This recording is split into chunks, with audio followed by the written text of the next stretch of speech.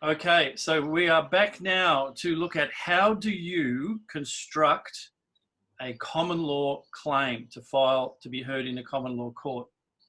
So I have a strategy sheet here that we're going to work to. Now this is how I would construct a claim.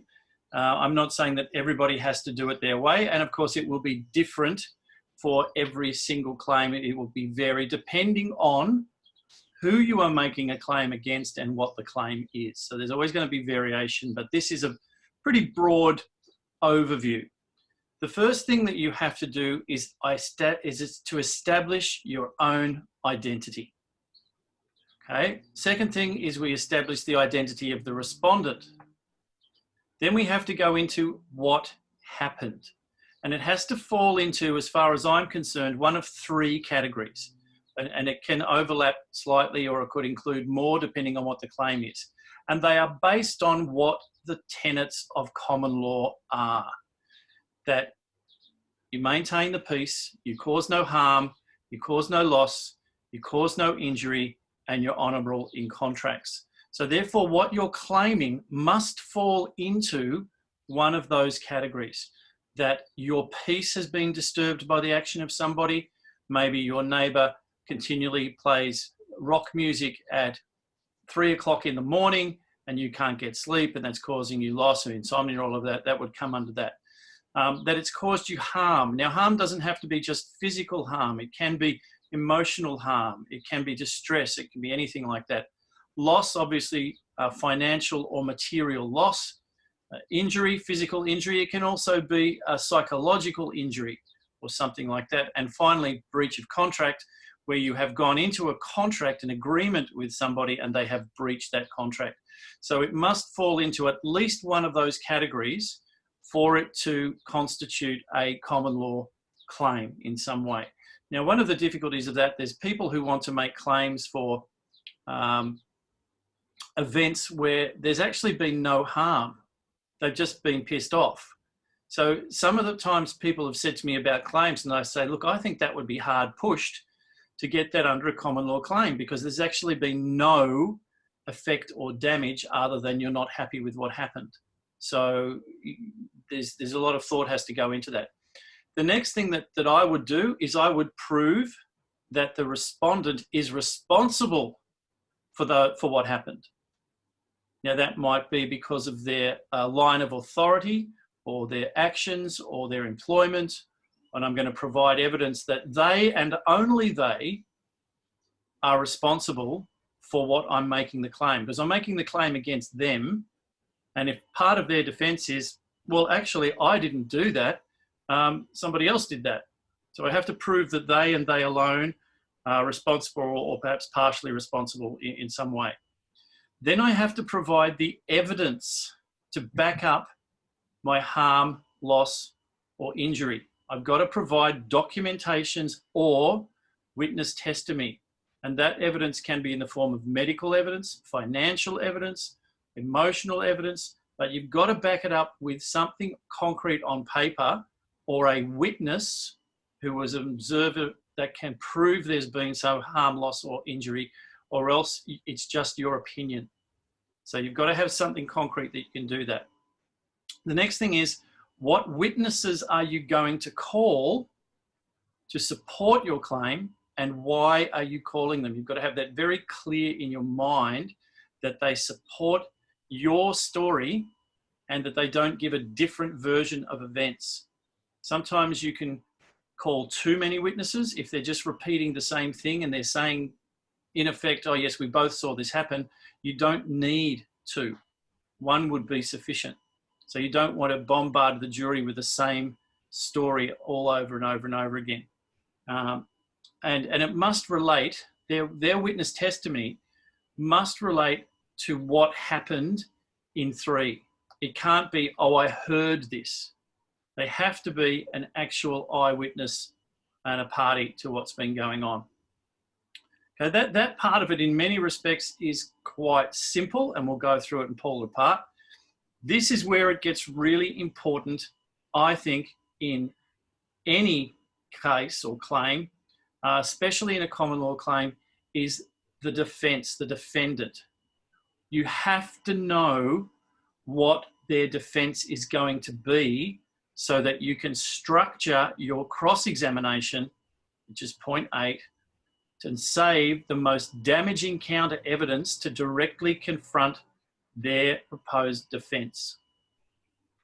Okay, that's where you've got to put your real smart hats on.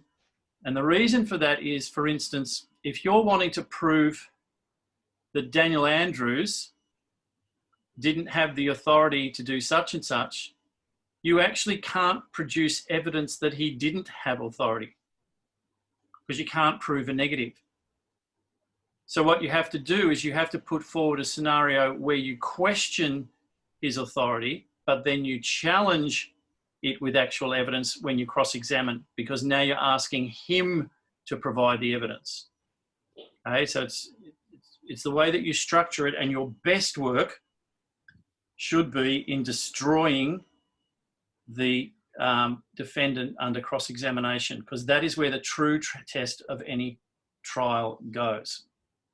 Okay, so let's take a little pull apart of those now and have a look at what our how do we establish our own ID? Well, obviously we get up in the witness box and we've had affidavits that we have filed. So the affidavit that you used in the first session, you would produce as an affidavit. And also, more importantly, your affidavits that relate to the case. For instance, I wouldn't be calling my mother as a witness and her affidavit to my birth if it's nothing to do with a claim against the government system or a policeman and it's to do with that authority. If I've got a dispute with my neighbour, then my mother's affidavit as to my being born is really not relevant. Okay, so we're only choosing evidence of our ID that is relevant to the case. So if a policeman has pulled me over and challenged the fact that I was traveling in my car and he said that I have been driving a vehicle, then I would pull forward my evidence from the International Common Law Court and the Australian Common Law Court as to my owning the vehicle and those bits and pieces. So the evidences of who I am is relevant to what the claim is about. And that's why I'm saying it's going to be different for everybody in that. But at some point, I need to first and foremost establish that I am a living man. Therefore, I have complete authority to be here, to make the claim. Okay, because what happens if I don't do that? The defense can say, he didn't establish that he was a living man. He didn't establish that. Now, common sense would tell you, but of course he's here and he's talking. Everyone sees he's a living man. That's stupid, but it's a valid point. He hasn't proven, other than being here, that he is who he says he is. Let's say I've got a twin brother and I get up and I don't prove who I am. And the defense gets up and says, well, actually, Alex has got a twin brother. So we don't know whether this really is Alex or whether it's somebody else because he hasn't provided us any proof. So we don't want to leave any loopholes open. We want to make sure that we've got something in writing that the jury can look at and say, well, of course his identity is confirmed. We've got an ID confirming that from the International Common Law Court, and we've got one from the Australian Common Law Court, and we've got his own affidavit here, and he's attested to that. So I'm comfortable with that's who he is. So we've got to prove who we are first and foremost. And it shouldn't take too long, and there shouldn't be any real objection to that. Now, just as we've, any questions about that aspect of identifying ourselves? Now, the question here, when you get into the witness box, of course, your testimony is what's important. In the legal system, it's what's on paper that is judged. For instance, it's not the recording of what you say in the witness box, it's the transcript of what you say. Whereas in a common law court, it's what you say. The transcript is just a reflection of that. Okay, so the weight is very much on what you say in the witness box, which means your affidavit, if you don't read it in, may not necessarily be taken because it's not on the record. So when you get up and you're establishing who you are in the very first point, you might make it a point of reading through your affidavit or making it clear that the affidavit is taken as read. But you might go to 2 or 3 key paragraphs in it just to establish the foundation of it. Okay, you must adduce your evidence and speak to it to confirm it. Otherwise, you leave it open for the defense to rip it apart. Okay, so does anyone have any questions about, first and foremost, you establish your ID?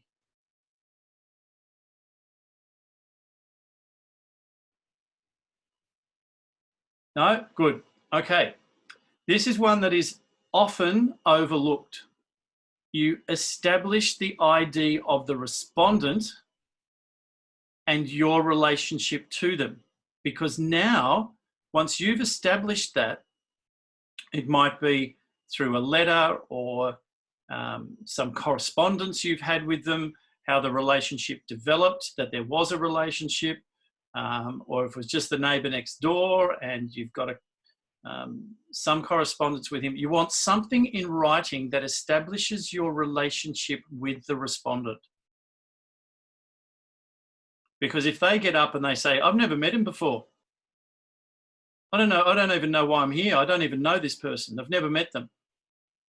You've got nothing to establish the fact that there is a relationship, and you've missed your opportunity to prove it. Okay, so you want to make sure that you establish to the jury's satisfaction that the respondent is who they say they are, and that you have proof in writing of some sort of relationship with them. Might be correspondence, email, handwritten letter, or a witness. Okay, if you've got nothing in writing, that's where your witness becomes very important. Establishing the ID of the respondent. Anyone got any questions on that? Okay, it's pretty simple, but it's important that you do that you establish that. And now we get into the nuts and bolts things. The next thing you want to do is you want to give your version of what happened. Detailed. Exactly in alignment with your affidavit. And every single aspect of your claim you must support with either something in writing or witness testimony. Okay, so what happened, not the consequences of what happened, but what happened. So does somebody want to give a scenario that we can throw around with for that?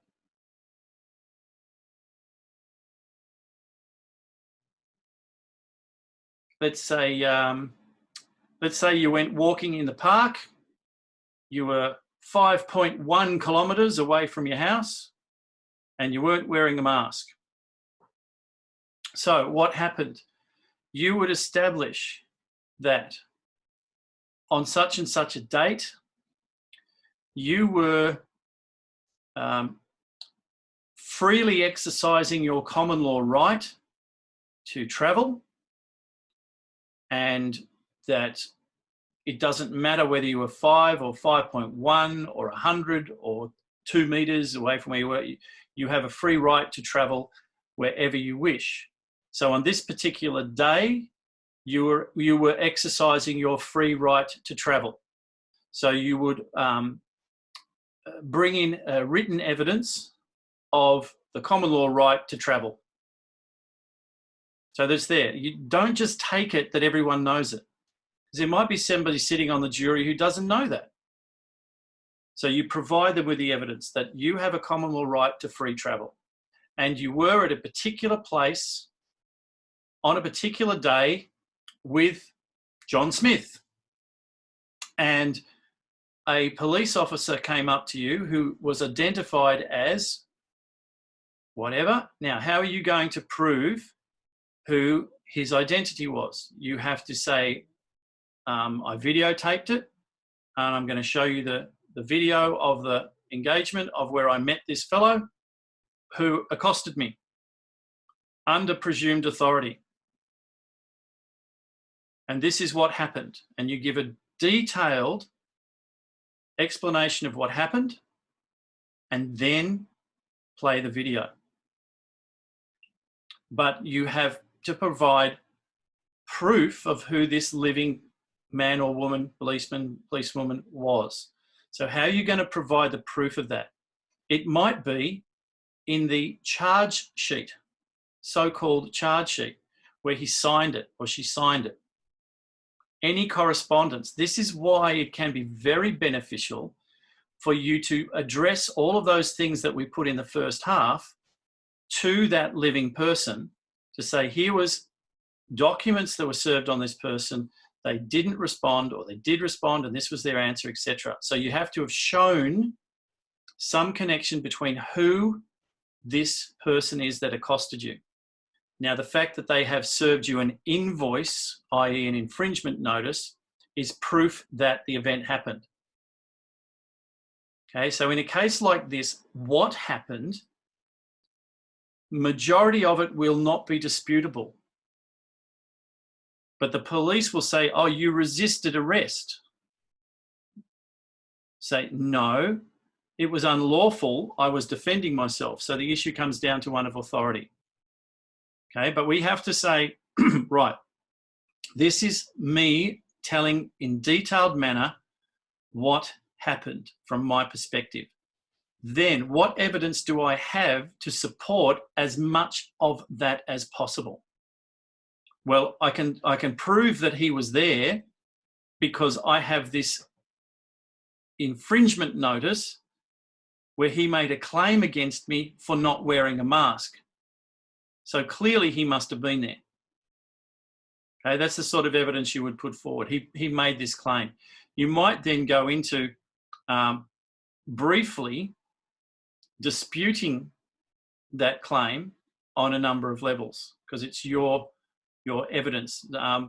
Understand too that the process once you give evidence is you give all of your evidence, then there is a cross-examination that happens from a person who is the respondent, and you would get an opportunity to address anything that they put to you.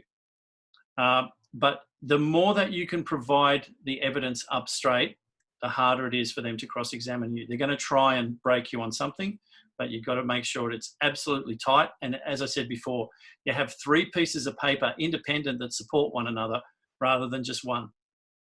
So if they questioned your ID and you've got one from the UK, one from Australia, one from somewhere else, it's going to be very hard for them to say that they're all colluding to say that you're not who you are. So disturb the peace. You have to be very, very aware of what the peace means. So you need to know, for instance, your common law rights to free and peaceful existence in your house. Does it come inside or outside of that? It's highly unlikely that people are going to bring a case of disturb the peace. But you know what? I'd be tempted to say that all of those rioting police in the Queen Victoria Market were disturbing the peace.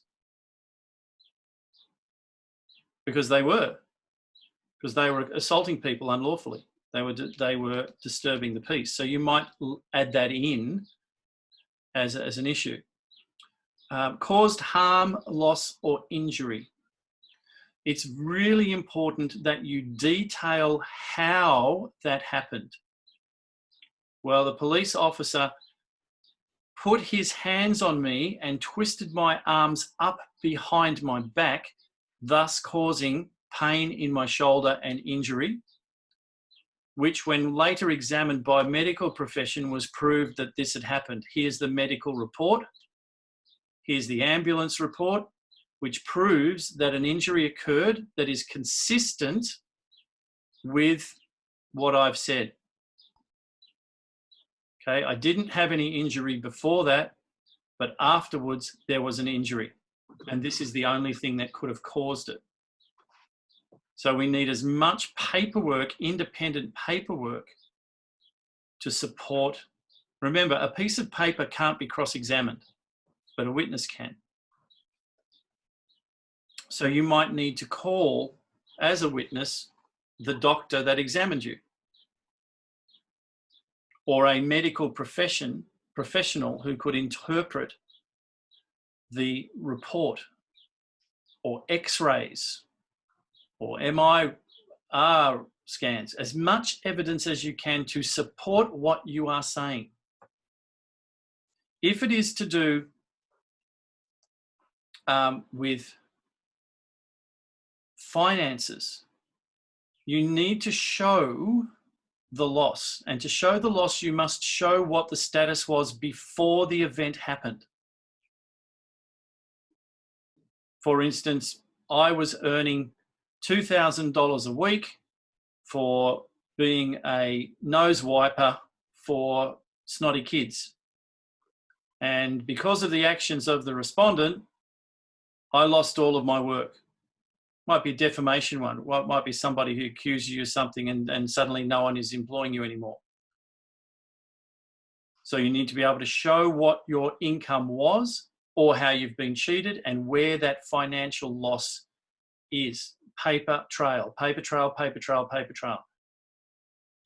If you have emotional damage, there's no point going and say, I'm traumatized from the event. Because if I was cross-examining you, I said, have you got any proof that you weren't traumatized before it? How do we know that you didn't get traumatized 2 weeks before this happened and now you're trying to sling it onto me? Have you got any proof of that? Oh, well, no, I don't. Wow.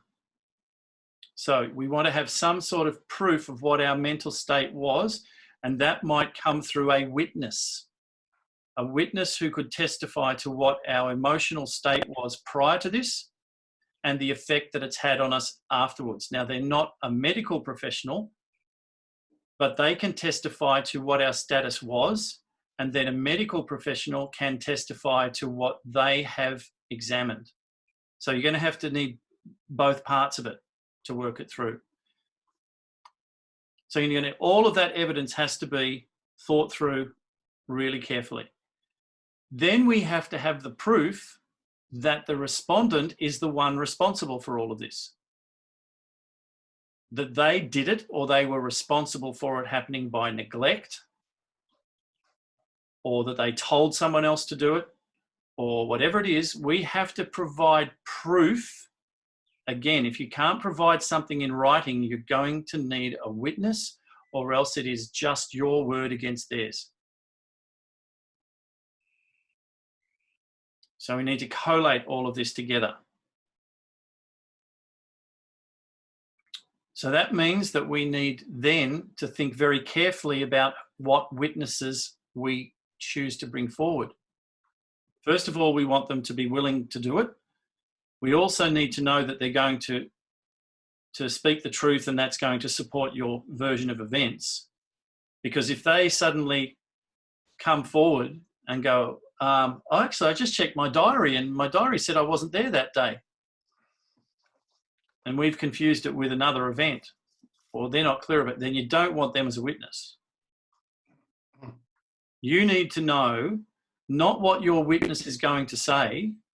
You need to know what your witness is going to say under cross-examination.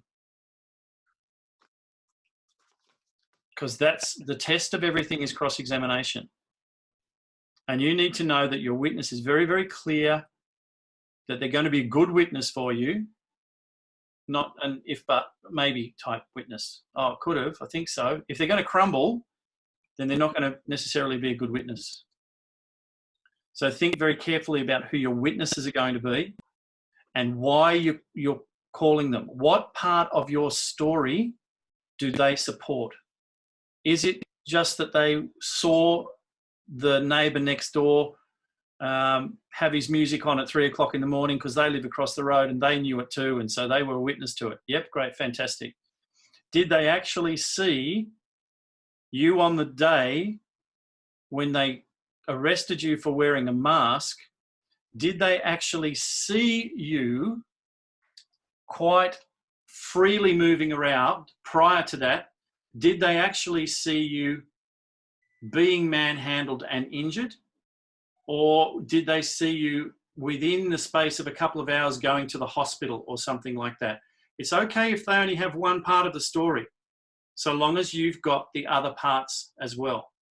As long as they contribute validly to your status, that's important.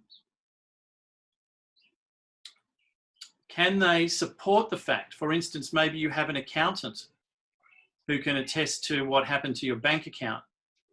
Maybe you've got a bank statement.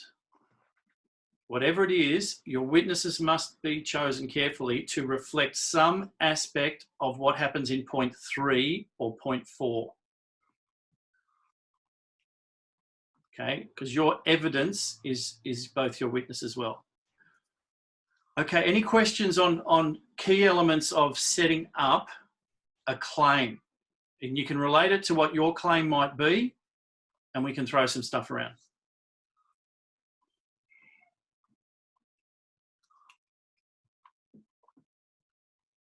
No? Move on. Okay. Now here's the important part. The defense. Now in a common law court, especially if we're challenging police or something like that, it's highly likely they won't turn up. Which means it's really important that your case is clear to the jury. Now what's important is what your claim is must be substantiated in terms of finances and what your potential loss is and potential compensation should be. Okay, the jury will decide in the long term whether you deserve more or less than you're claiming for. It's not an all or nothing situation. They have the freedom to be able to do things in a number of different directions. But if you don't put it in writing, they can't give it to you. They're not supposed to give it to you. If you haven't made a claim for compensation and put a figure on it, then they're only going to be guessing. But if you give them a figure and they collectively decide that it's not enough, they'll give you more.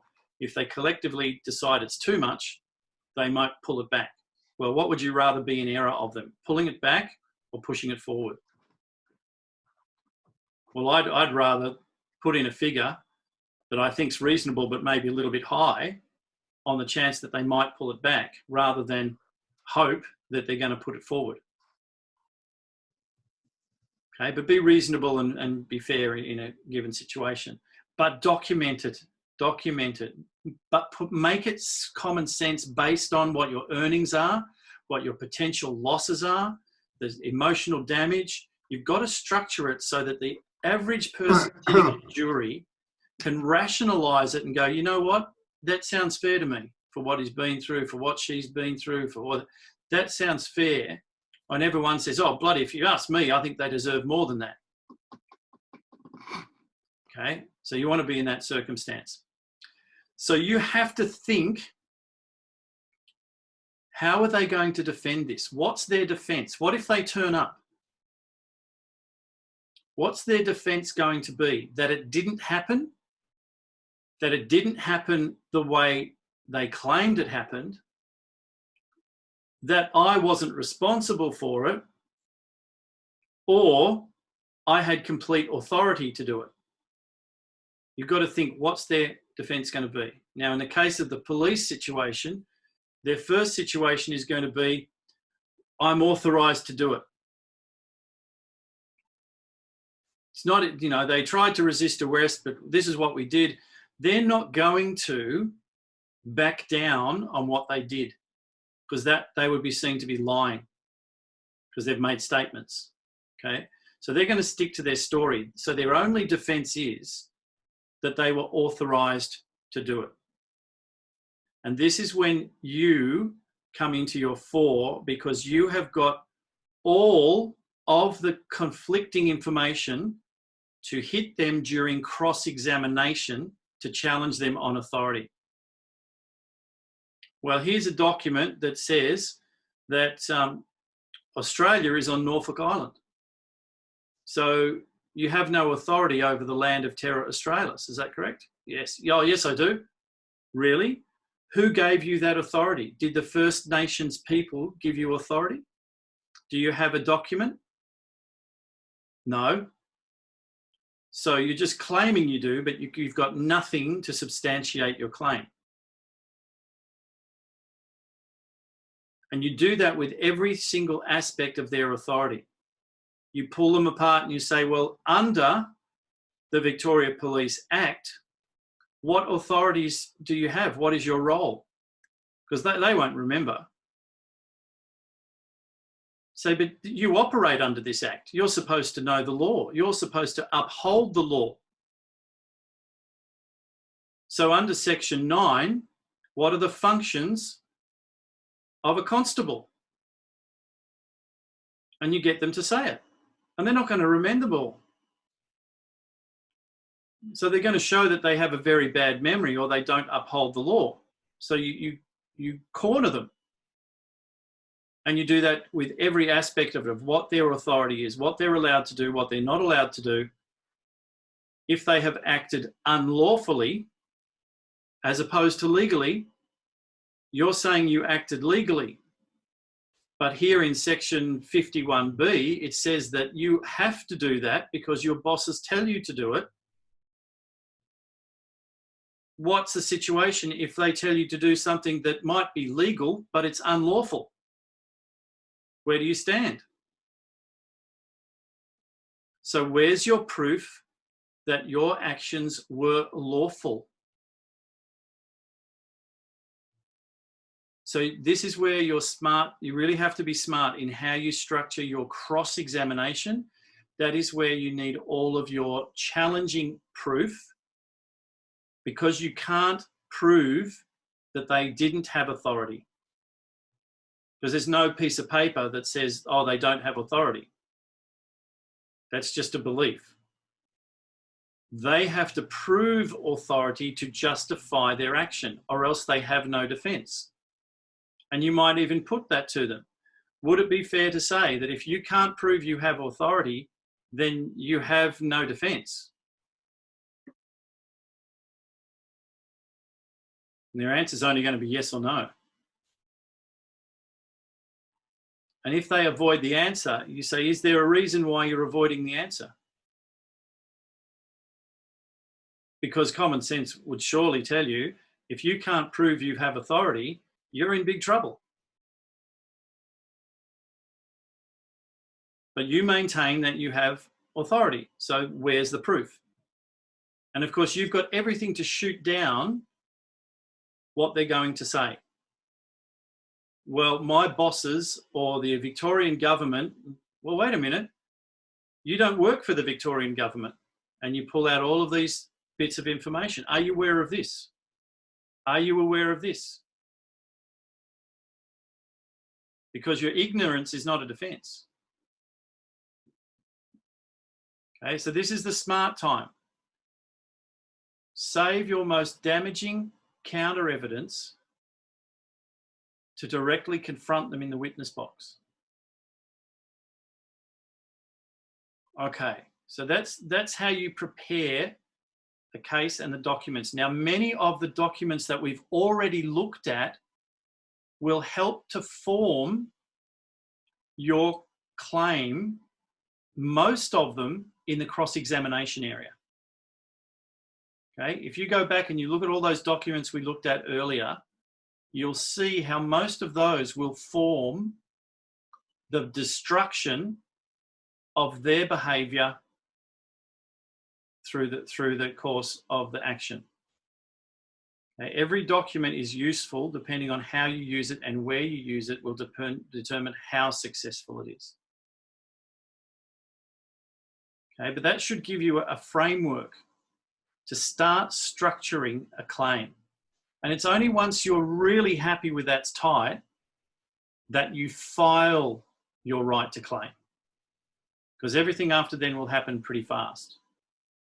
And you want to make sure that you've really got it sorted out in your mind first, because the first thing that will happen is the opportunity for mediation, where the adjudicator will set up a call between you and the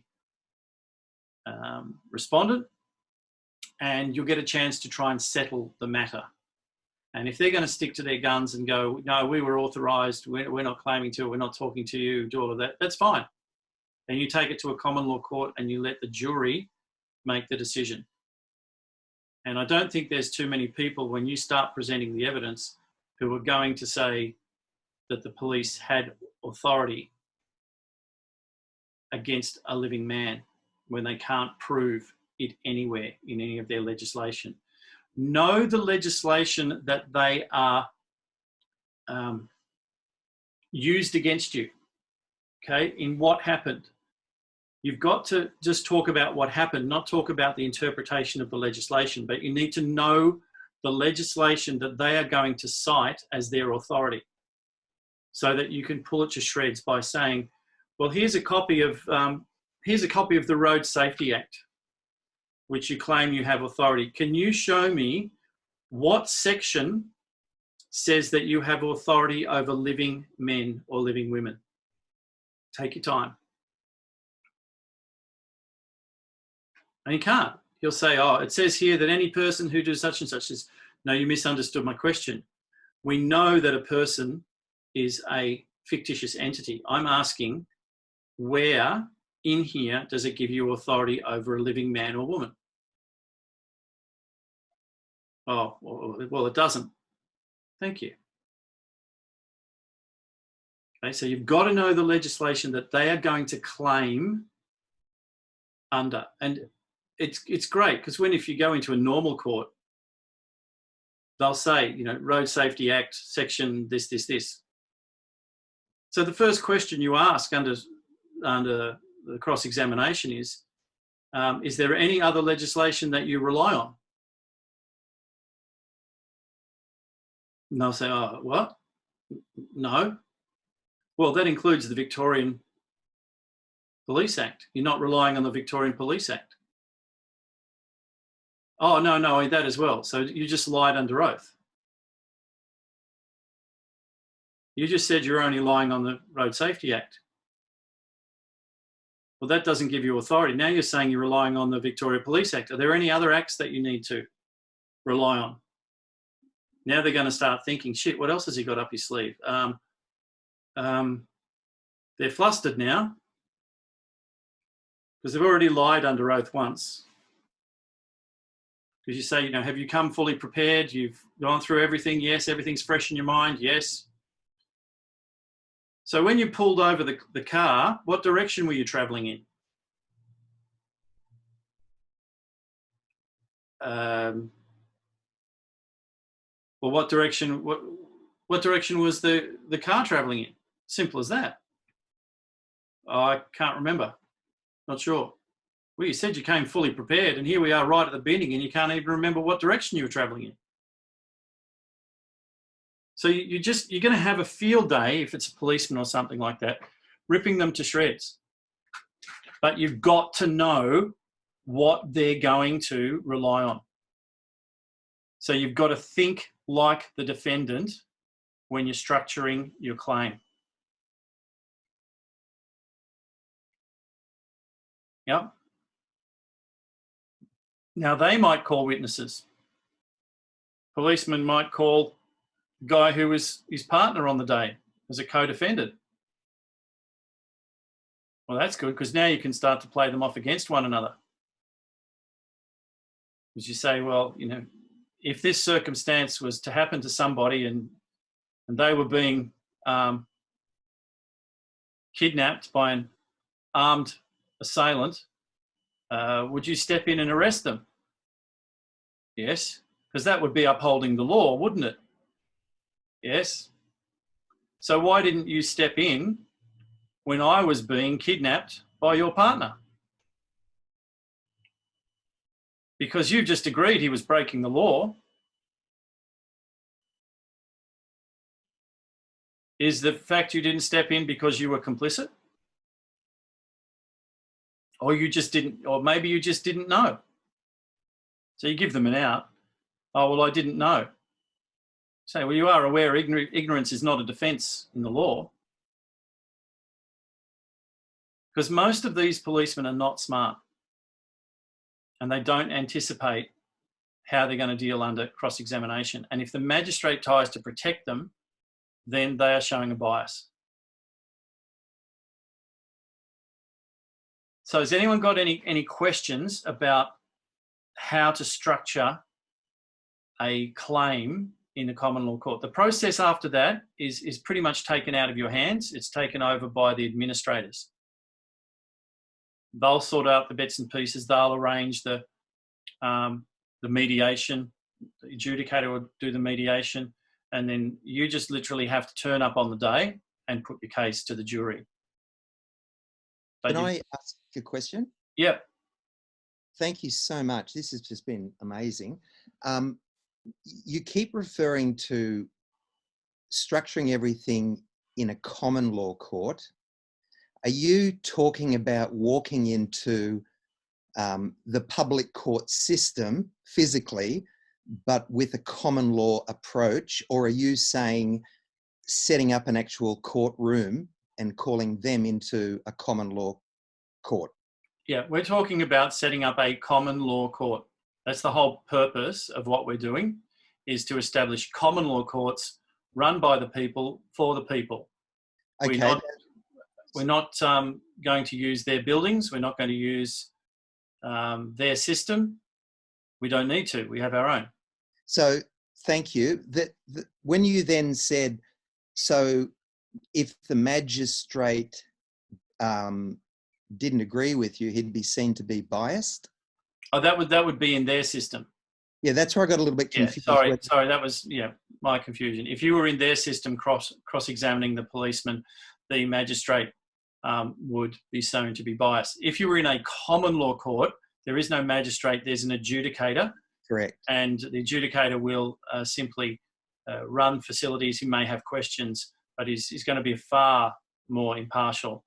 But what you're saying is if we do have to fight in their court system, we still go in armed with the paradigm, context, mindset, ammunition of common law, but in the context of how it plugs into their law system. Okay, were you on this morning's call? Unfortunately, I had meetings, I only caught the very last bit of it. Okay, well, we went through all of that, Nick, in terms of how you approach their system. And basically, you put them on notice from the beginning that they have to prove their authority. And the only authority they have anyway is over the fictitious name, not over the living man. And they can only make rulings against the fictitious man, etc. So we've put them on notice for all of that anyway. And if they play their games, we just lift it up to the next level of court and keep going.